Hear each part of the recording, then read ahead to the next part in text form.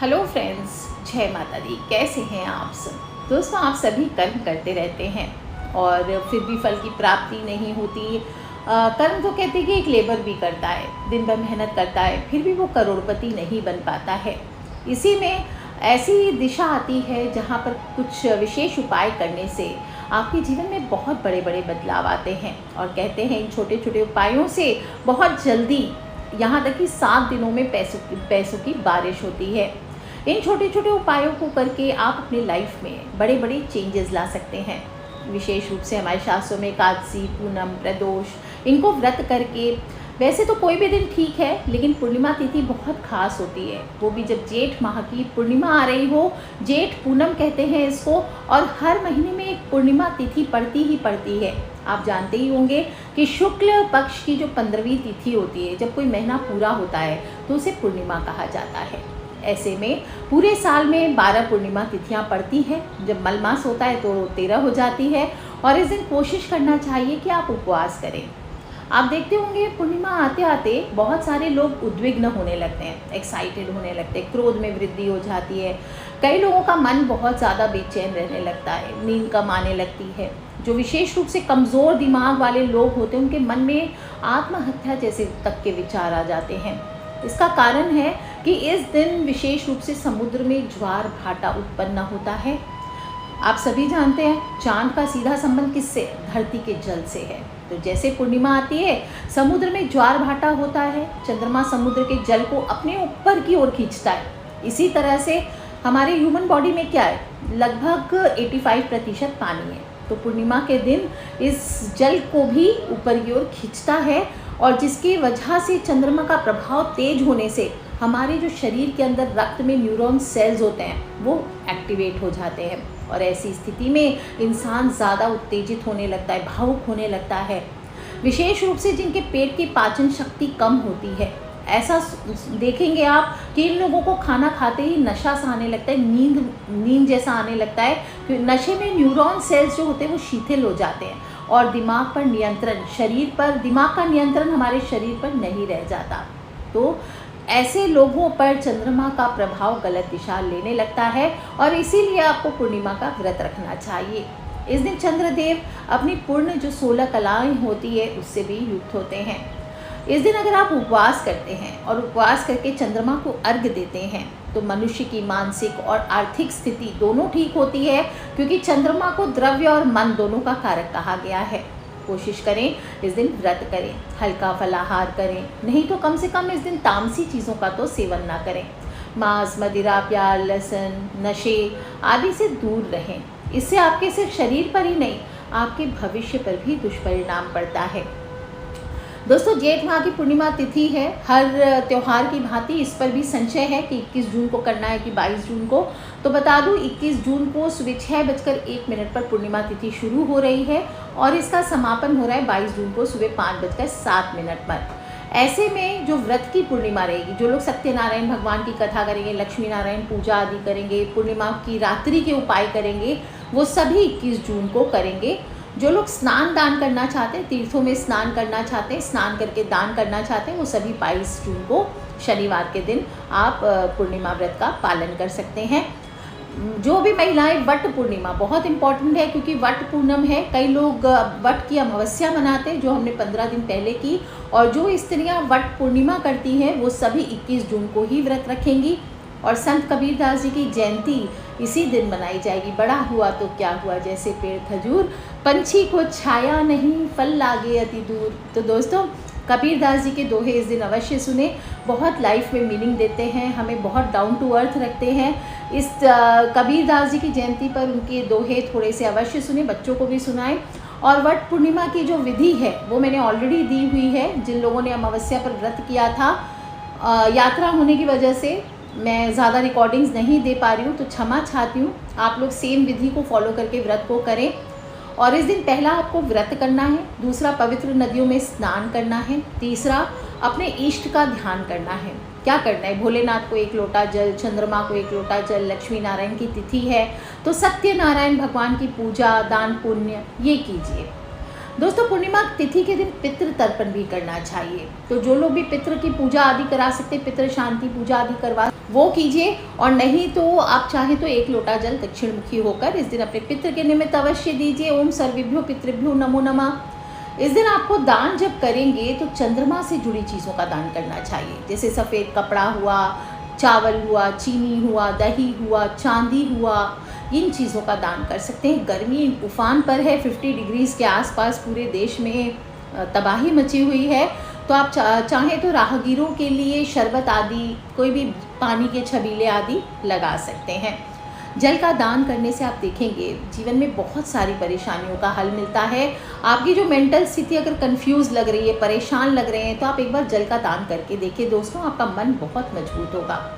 जो लोग पूजा करना चाहते हैं वो लोग इस दिन सूर्योदय से पहले स्नान कर लीजिए, या सूर्योदय के 2 घंटे के अंदर अंदर स्नान करके सूरज भगवान को पहले 1 लोटा जल दीजिए, दक्षिण मुखी होकर अपने पितृ को जल दीजिए, और घर की साफ सफाई करके लक्ष्मी नारायण के सामने हाथ में अक्षत, जल, पूजा की सुपारी, पुष्प आदि लेकर के संकल्प कर सकते हैं कि आज मैं व्रत को करूँगा, परिवार सहित आपकी कथा को सुनूंगा।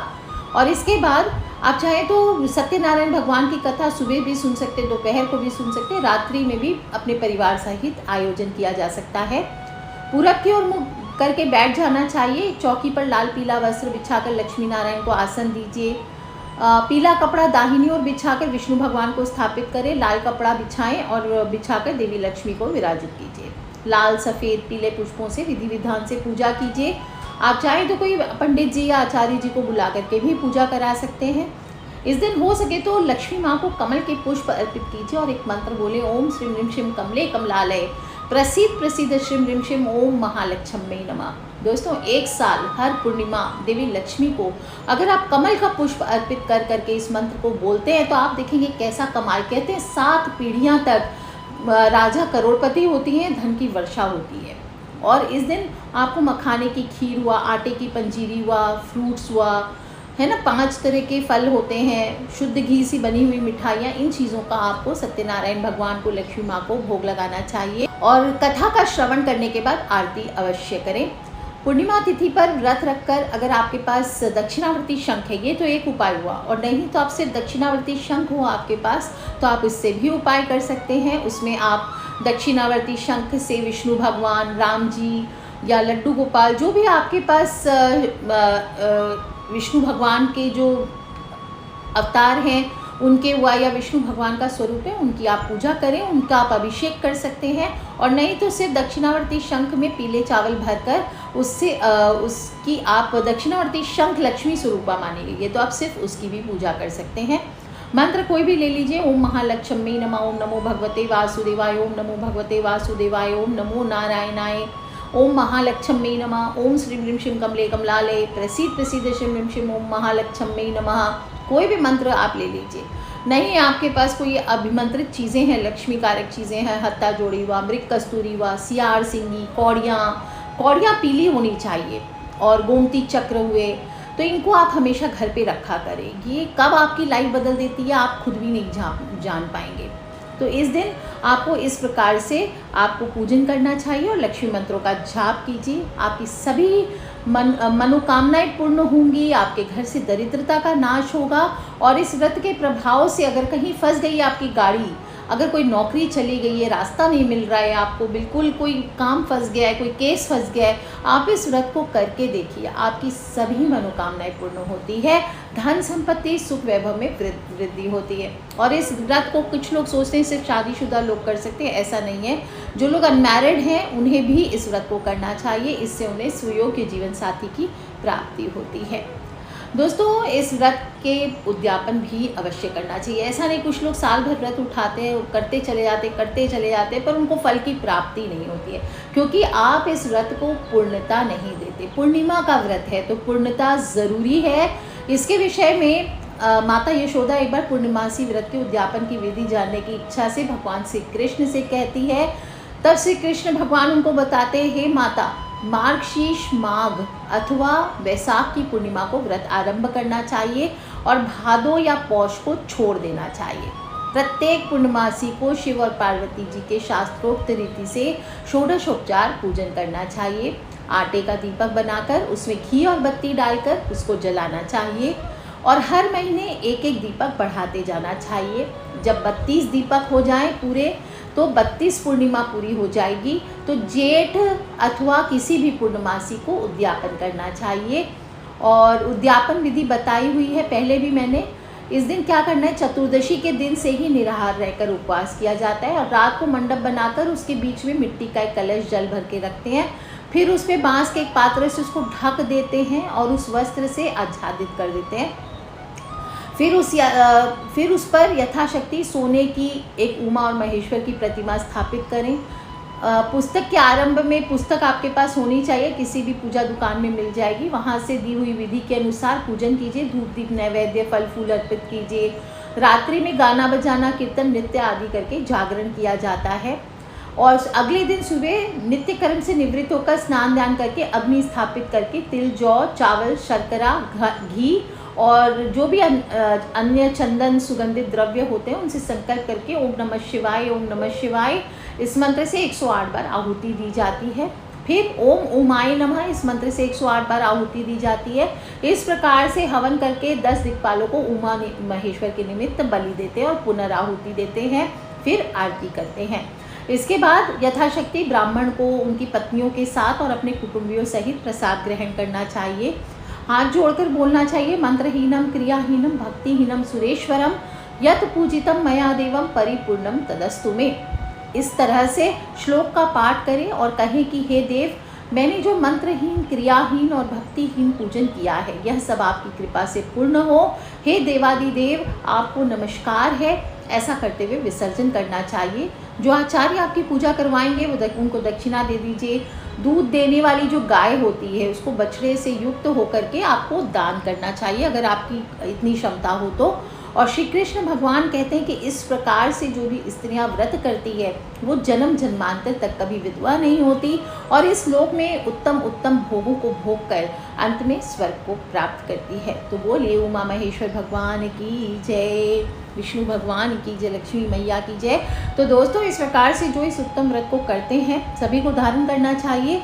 और अगर चंद्रमा और शुक्र के दोष अगर आपकी कुंडली में बहुत जोर हो रखे हैं, माता के साथ आप अपने संबंध अच्छा करना चाहते हैं, अपने मन पर जीत पाना चाहते हैं, लग्जरीज में लाइफ में खेलना चाहते हैं, तो आप सभी को पूर्णिमा का व्रत अवश्य धारण करना चाहिए। और कुछ नहीं तो मैंने विधि समझाई है आपको, सभी लोग थोड़े से अर्घ दीजिए, खीर बना करके स्वयं भी खाइए, भगवान को भोग लगाइए।